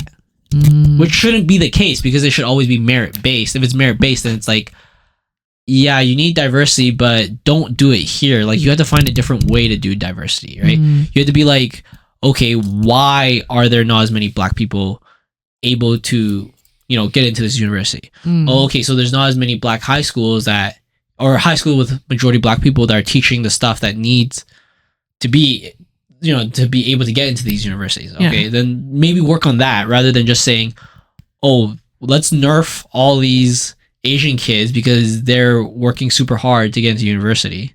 Yeah. And then just allow these other people to get in, right? Now it is rigged though. Like it is somewhat, it's somewhat rigged for Asians because Asians understand the testing system. So they find tutors who are specific for the testing system to score high marks on SATs and things like that to get into Harvard and things like that, right? So yeah, it is biased, but it's a game and they're playing by the rules of the game. So like, don't blame the players, blame the game if it's corrupt. Or if you don't like what you're seeing, don't blame the players, blame the game of it, right? So it's like, oh shit, I didn't know that was happening. But yeah, like for a while, that was what was happening. And then what I heard from this podcast, it was like they wanted more black people in their universities, but black people or black high school students just weren't getting in. Yeah. So they got a bunch of immigrant black high school kids to get into their university. So then all of a sudden you have like bunch of random non-American people in their universities. What the fuck? That's so weird. Yeah, I don't know. I just think it's like the whole ecosystem thing where they try to fix one thing and it just fucks everything up. Yeah. That's what it feels like. It feels like, okay, you have to find a different, more organic way of doing it. Like, obviously, if you see something's wrong with it, yeah, we have to do something about it. But it's not like do the first thing you see, right? Don't they have a whole board that votes on decisions like this? Yeah, I mean, I hope the DOGE can really clean up this board, maybe. I Even assume at there's a lot of universities, useless it's people. not government specific. I don't think it's government specific because it's a private university, no? I mean, they get government funding, but I don't know how their boards and decision making works. But I assume there's no government oversight on those boards. That makes sense. I assume. Yeah, so I mean, that's what I think. I mean, I think a lot of people from this podcast will think like I'm a super, super Trump supporter. That's not really true. I just think he putting Elon in the right position was one of the best things he did. Mm. And then was it necessary for it to be Elon though? I think that's a lot of people's argument. Is that Elon is just there because he has the influence and he's rich as fuck. Yeah. So he would be a very valuable person to be on Trump's side for anything, essentially. I think it was necessary. I think anyone else in that position would get bullied over that position so fast. Again, it goes back to like if you're the richest man in the room and you're also in that position, it's like who the fuck's gonna say you're wrong or like who the fuck's gonna like push back against these things that you're doing that are literally like cutting a bunch of jobs and stuff, right? But I don't know. Like I also think when he bought Twitter, was it a shithole? If it was, then it was better off than it is now. Yeah. So no, I think it's fucking. I think it was way worse then. Oh, it wasn't making money then. Like and Twitter it is now. Like I think X right now is profitable. Let's see, is X profitable? Let's see. No, it's not currently profitable. In 2023, X revenue declined to 3.4 billion, a 22% drop from 2022. Alright, I don't know then. That's what I thought. I thought it was going down since he bought it. Very true. Improve it rapidly as the advertising boycott winds down. Must say, wow, oh, there's an advertising ban?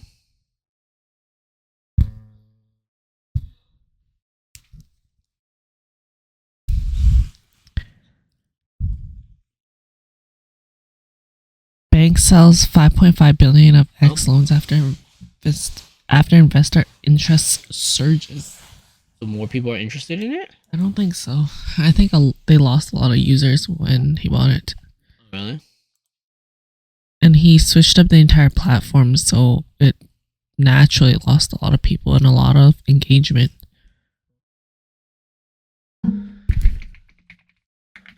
Really? Because it also feels like kind of cool that he's making grok and stuff on X. Right? I think it's my perspective without reading a lot of more updated articles is that he's using it kind of like his playground. He fired a lot of Twitter employees when he bought the company, which obviously made running the company cost less. However, I think because engagement and users went down, I think that he just doesn't make as much or doesn't profit as much. I think this is why. I mean, if this article is right now, it was February 6th, so a month ago. Advertisers all returned to X a few months before the November 2024 election. 2024 X profits were 1.25 billion, which was about double the highest adjusted EBITDA of Twitter, which was in 2021 at 682 million. This means just holding onto the 2024 advertisers would give X a full year of around 2.5 billion in profits in 2025. There were likely more advertising signups in 2024, returning to $5 billion in revenue like Twitter had in 2021 would give $3.4 billion in profit because expenses have been drastically cut. This is also about $1 billion in new subscription revenues that did not exist in 2021. X will start X payments soon, which will give it PayPal-like features, revenues, and profits. X has 25% of XAI, but seems like they're going to do well. But they're not currently, right? I have no idea. It seems, okay, if what this guy is saying is true, pretty much he's saying that pre-2024 election, there's almost like a boycott of like advertisers not going to X because it was Elon. Elon was supporting Trump. And now that Trump's elected, now it's flipping the plot on that. Pretty much the advertisers are saying, oh, never mind, we're not going to boycott you anymore. It's fine to advertise on your platform. And then now they're willing to pay for advertisement for that, right? And then additionally, he made drastic cuts in operational costs. So then the same amount of profit would just lead, or the same amount of revenue would lead to more profit. Is what it feels like. I mean, I feel like, I don't know. I think it's, I don't use it, but I also never use Twitter. So I can't really say if it's a better or worse platform in terms of like user. But I don't know. From what I hear from a lot of podcasters and shit, they just like it better because they don't get censored at all and shit. And they say whatever they want. Oh, yeah. Right? Whereas Twitter before would ban your account. Right? Yeah. Whereas X right now, I think they only ban you if you're like violent shit on there, like beheading someone or something like that. Like actually insane shit. Yeah, because I think you can put porn on X and they don't have a problem with that. I'm gonna make an account now. I knew it. But yeah, I think they're gonna be doing pretty good. But yeah, I think that was the whole point of why they wanted him in that position too, of to cut the shitty costs. Because if you think about Department of Government Efficiency or the government itself, you don't expect the government to make money. That's not the goal of the government. The government is actually to spend the tax revenue, right? All you expect the government to do is spend it properly. Yeah. Right.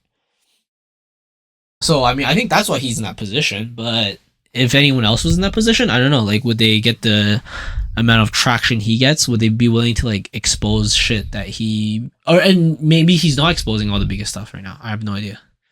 But it seems like he's exposing he's doing his job a lot, right? Like, if you go... I think if you go DOGE, they have a feed here that tells you exactly what they are canceling.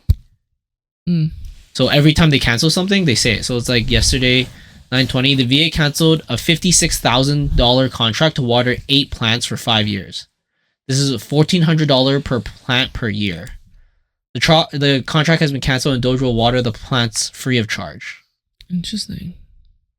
Yeah. I mean, that's cool. It's cool that they are actually doing that shit, right? It's kind of like, okay, like they're just saying exactly what the contract was for, right? Yeah, canceled $600,000 grant to study menstrual cycles in transgender men. Jesus fucking Christ. I mean, as you should.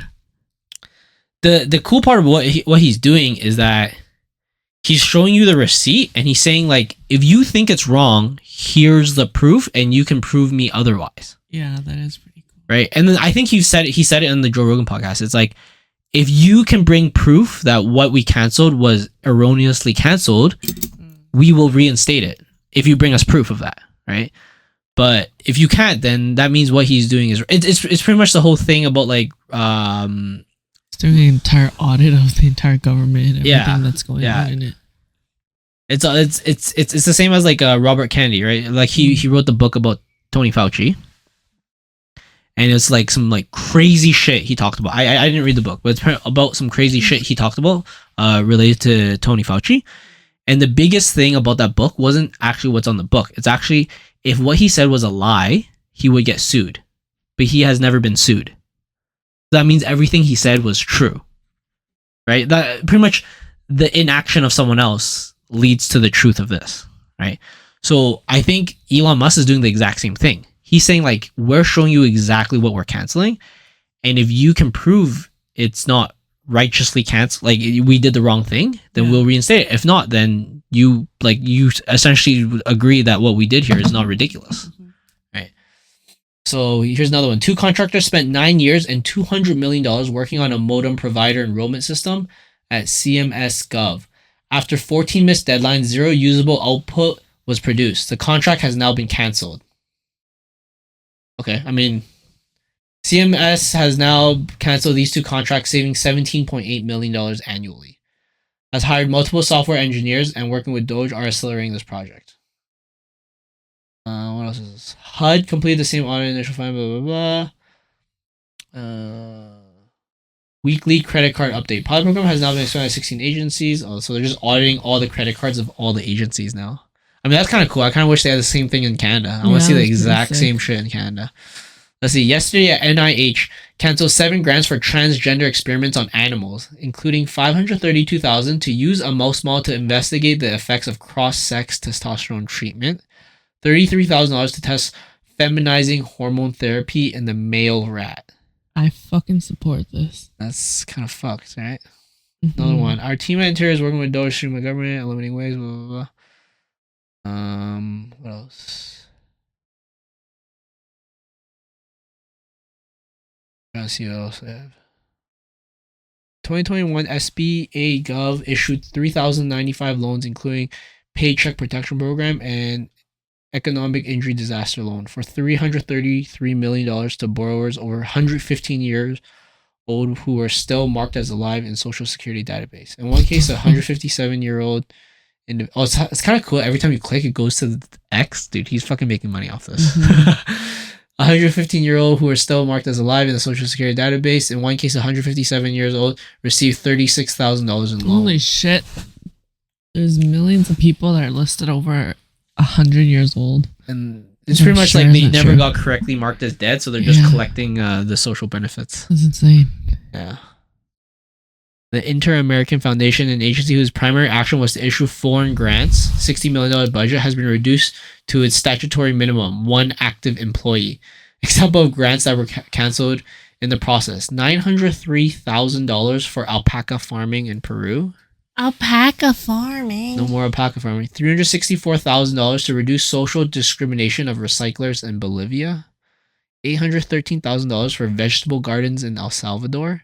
$323,000 to promote cultural understanding of Venezuelan migrants in Brazil. $731,000 to improve marketability of mushrooms and peas in Guatemala.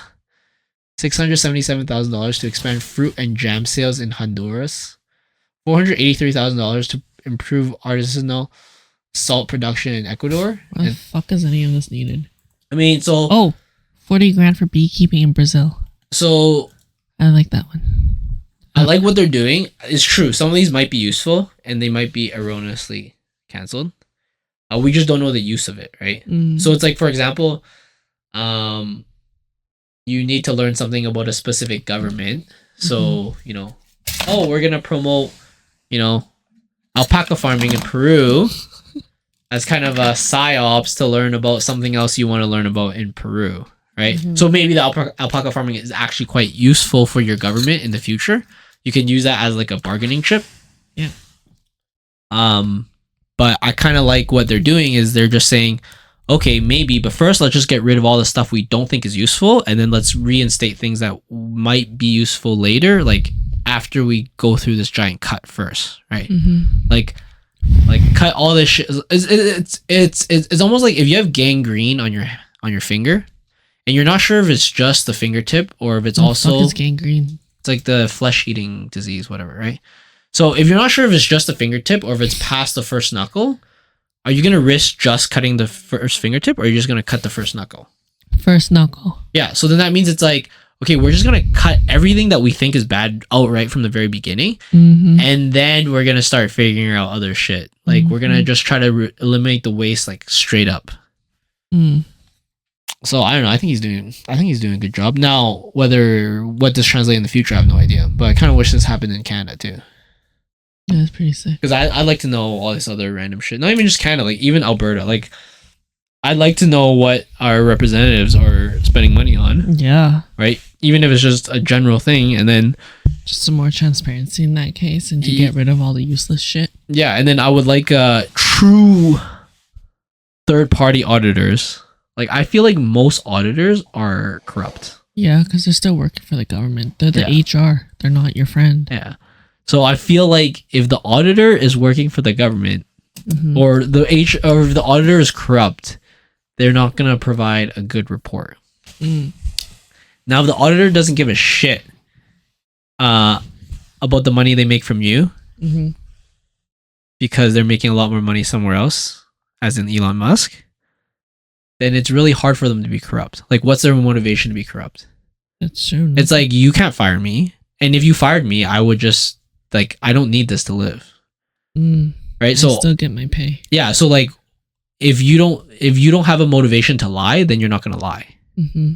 Right. So I feel like it's kind of cool having someone like Elon Musk. It's almost like if we had like Kevin O'Leary kind of be our DOGE guy to like cut a lot stuff. of people hated him. Oh yeah, absolutely. But the fact that like he doesn't care that a lot of people hate him, and I feel like the fact that a lot of people hate him and he can still make a lot of money would even further enable him to do what he thinks on a business side is the right thing to do. Now, is it socially the right thing to do? I have no idea, right? But I mean, if he does shit like what Elon does and he's just super transparent about it, I don't think anyone can complain about it. That's the thing. Like, I feel like he's made it really hard for you to complain about their cuts. That's true. It's like, what He's can you provided all the proof, and I feel like the people that are complaining about it are the people who lost their job because their job was like doing dick all to get a lot of money, right? Or people that are arguing for something that's menial. Yeah. He called me her when I am Aziz or whatever the fuck. So I mean, it's super exciting. I mean, I think a lot of people might hate me saying I'm super excited for this, especially with the Canada-US trade war. But I'm just literally just thinking about it from an objective. I was like, oh, it's kind of cool. It's kind of cool what they're doing. I really wish like we would replicate some of the shit they do in terms of the good stuff, at least. Like doge it up in Canada. That'd be kind of cool. Yeah. Might suck for some of us for certain stuff, but hey, if we're getting unnecessary benefits, and then yeah, that's fine. Like if you were to cut enough, then yeah, maybe they should reduce some taxes, right? Because then that means you're not spending as much, so that means you don't need to make as much revenue, right? That is true. But then that's the one thing government never wants to do is do that. Reduce taxes. Yeah. Because it's easier for them to... I mean, it's a whole cycle, right? If you increase taxes, everything else goes up. And everyone follows. If you lower taxes, it's harder to lower taxes and have everything follow and have all the prices, everything drop as well than for it is to increase taxes and have the cost of everything else go up to support it. It's actually very like... what was it called? Like back in like the kings and queens day, is a thing they do. They can never lower taxes because if they were to have to increase it again, then there would be a revolution started against you. Yep. So you can never lower it. You can always maintain it or you can increase it, but you can never lower it. Because if you were to lower it and ask for it back, then that's when you get revolted on, you get killed. Yep. So, I mean, it's the same shit they're doing now. So I wish Canada would fucking change their tune on that, but I don't know. Because it is ridiculous. If you compare how much we get taxed compared to like other places, it's... Oh yeah. Alberta specifically too. Oh, Alberta's nice. It's not as bad as other. No, I mean Alberta okay, yes. Alberta is nice. Sorry. Compared to like the rest of Canada. I meant that we also have some specific taxes that no one else has. Oh, really? Yeah. You know, Edmonton is the only place that charges extra for single-use plastics. Calgary doesn't. For like bags and shit. I mean, it's just Edmonton. Oh, yeah. So you just can't buy them or something like that, right? Or use them or... Like very specific taxes and charges. That's pretty dumb, to be honest. Because I feel like it's not... I mean... I don't know. At that point, it's just monetary greed. It's not like it's helping the environment or anything if it's just one city that you're doing it to. Yeah. Like, I think there's two ways of thinking about it. There's the reduce way or there's like the repair way, if that makes sense. So it's like you can only reduce your spending by so much, right? Similar to like you can only reduce how much plastic bags you actually use and make, right? But you could increase your profit or your revenue by an infinite amount. So like in reverse, what they should do is actually like be more aggressive on finding ways to decompose plastic. Like microorganisms that can decompose plastics. Instead of just saying, oh, you guys can't use fucking straws. But just bags. You guys. Everyone else is fine. Yeah. Yeah. It seems like a really fucked thing. It's also kind of stupid because lowering the use of plastic bags and single-use plastics doesn't contribute that much to the overall plastic pollution than we think it does. It contributes maybe like 1% of an effect. What's the major contribution? Large manufacturing companies and the waste that the side waste that they produce, even if their main product isn't something that's single-use plastic based. Yeah. So it literally doesn't matter whether we stop single-use plastics or not. It's true. They're poking the wrong people. Yeah. Pretty much for that. That's the corruption part of it too. Like, and they're making money out of it. So. Yeah. But fuck, that's tough too. Because there's a kind of a counter argument there. I don't think it's a great one, but there's a little bit of a counter argument. The argument is like if you start taxing all these like manufacturing plants and stuff, they'll just go to a different place to manufacture. Mm. And then you lose on job and tax revenue, right? I don't know. I feel like there's a better way of thinking about it though. Or yeah, just a different way of thinking about it. But I have no idea. Who knows? Like I feel like there's some obvious set rules that people just follow, you know, clean up your own waste kind of shit, but maybe that's not doable. I think it's too hard to reform a culture that doesn't care enough about this stuff. Yeah, that's true. Until it actually affects them. Unlike in Japan where they have a multi-step system to clear out your waste and sort out your waste and your recycling and everything because they genuinely have built it into their culture to care. Yeah, that's true too. But we don't care unless it affects us financially or our personal lives some way, somehow. Yeah.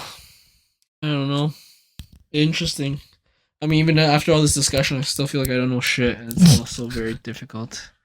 I don't know what the best solution is. Personally, I don't even like to get political. Like, I would love to hear more, like, stuff about just purely technological stuff. But it doesn't really happen in the news and stuff. Like, if I go on my YouTube feed, there's always something political on there. Even though I'm not specifically going on it. It's because it's happening in real life. But I guess you could follow people that are more technical specific. Yeah. Tech specific. But the one thing I do like about political stuff is like strategy. Like I feel like strategy is kind of just general. Like it doesn't matter video game or not video game, strategy is strategy. So that stuff is kind of cool. Like max-minning something, benefits stuff. But then once you start getting like, you know, people is involved, emotion, livelihood, feelings, stuff like that, then it's like, it's tough, right? Because it's not nothing you can put a number on, right? Yep. You can't be like, oh, you know, I could do this to all of the civilization, but they'll be less happy. But we make more money or something like that, right? And it's like, oh, I don't know. It gets like kind of iffy there. But if you could put like a number to it, then it would make it easier. I mean, one day we have to put a number to it because if we want AI to do any of that work, they need to put a sign of value, right? That's true. Of some sort. Like they have to create their own value proposition for this stuff. That's true. It's gonna be crazy when it reaches that singularity point. Yeah, it'll be interesting. All right. Anyways, enough. It was mainly political talk. That's what it feels like. If we just went on Reddit Popular, it's all political stuff. Yeah, or like stupid memes. Oh, this one's cool. Never met an e-scooter owner like this. Never met an e-scooter owner I've liked. Really? I don't just put my e-scooter anywhere. Doesn't that just feel like someone's just gonna steal it? Yeah. What the fuck? Yeah, it's all political mainly. Clearly. I like to know about some other shit. Oh, one thing I know recently. So I like listening to Darknet Diaries. It's a pretty cool podcast about like cybersecurity and all that shit. And he was talking about like DEF CON and all that stuff and all those like events and shit. I'm actually very tempted to go to like a hackathon. I want to like find a local one somewhere. Whoa. Do you think you know how to code enough? No. But a lot of times that's what the hackathons want. They don't want just coders. They want anyone and everyone to come and participate. Because like recently I watched some videos about open source. You know open source? Do you? I've heard about it. The convention by William Osborne. Dude, I used to watch him back before his house burned down with his laser cutting. But yeah, he has open source. I wanted to go like this coming up open source. Yeah. But the tickets are so expensive now. How much are they? I think it's like in the hundreds of USD, which I'm not willing to pay. July 18th to 25th, and it's $150 right now for general admission. Premium admission 2 days is $400. This is all USD oh my too. God. And I have to fly there too if I go open source. Yeah, so like I remember watching the first open source when it was just like some fucking dingy ass warehouse they were in. And now it's like grown to such a big thing. I was like, dude, that's so cool. God damn. It's like there's these few AI conferences that I want to go to, but then you should just go. They're like $500 or more for passes. And then I went for 2 years in a row because I got a free pass because of work, but now I don't have one anymore. We should just go to random hackathon. Most of them are like essentially free, at least the lower tier ones, right? Okay. ATB Innovation Hackathon. Good old ATB, powering possibilities. Is that their logo? Yeah. Are you paid? Mm-hmm. Yeah, but I'm very tempted to go to one just to try it out, play around. Oh, that'd be so fun. They're like 24 hours usually, right? Or overnight. Well, okay, so like the one that William Osman hosted recently, not open source. He opened another one. He hosted another hackathon thing, and it was like build a robot type of thing. So like, oh, that's kind of cool because like I could do a lot of the robot stuff, like the not the robotics, but like all of the physical stuff. Yeah. I'm like, oh, that's kind of cool. We could do that. Oh, that would be pretty cool. I think a lot of the hackathons, they're kind of just using the word hackathon. It's not like all code based. Some of them is like to build a startup or something in like 12 hours or like 8 Really? hours or something like that, right? And then you just present your idea at the end of it. Oh, that's pretty sick, actually. I was like, oh shit, maybe I should actually, because like I was listening to the podcast with Dark Diaries, and they're like, you should just go to a local one and just join and just learn from it. I was like, you know what, that's a really good suggestion idea. Especially ones where it's like you don't like build a team before you go. You literally go as individuals and they just group you guys together. Mm-hmm. And that's when you can just like, okay, let's just figure something out. What's the problem? Okay, learn how to deal with these random people How do we figure it out? and learn how to actually like, enjoy your time there and shit. That's pretty neat. Yeah. Who are the partners for this? No, dude, I'm trying Yeah, to go find back. one that's not already over. They're all like these are all 2024 website ones. And I can't see any for 2025. But yeah, I'd like to go to one like here or Calgary at least to start. And we'll see. What's this one called? This is the movededmonton.com. Anyways, if anyone, you guys know a hackathon coming up, I'd like to just join, participate. Maybe I'll suck, eat shit in it, but maybe I'll learn something. Pretty cool. That'd be so fun. Yep. All right. Random politics topics today. We'll see what for next week. I think we're both pretty. You're pretty busy. I'm pretty fucking busy. I am busy until next week. Okay. Yeah, I'm like still obsessed and addicted to the car, so that's literally all my open like my free time. I'm only thinking about that right now. So that's why I have nothing interesting other than random podcasts I listen to. I have nothing interesting in my mind. I have nothing interesting either. Let me see. All right, cool. Anyways, we'll see you guys next time. Thanks for listening, guys. Bye. Bye-bye.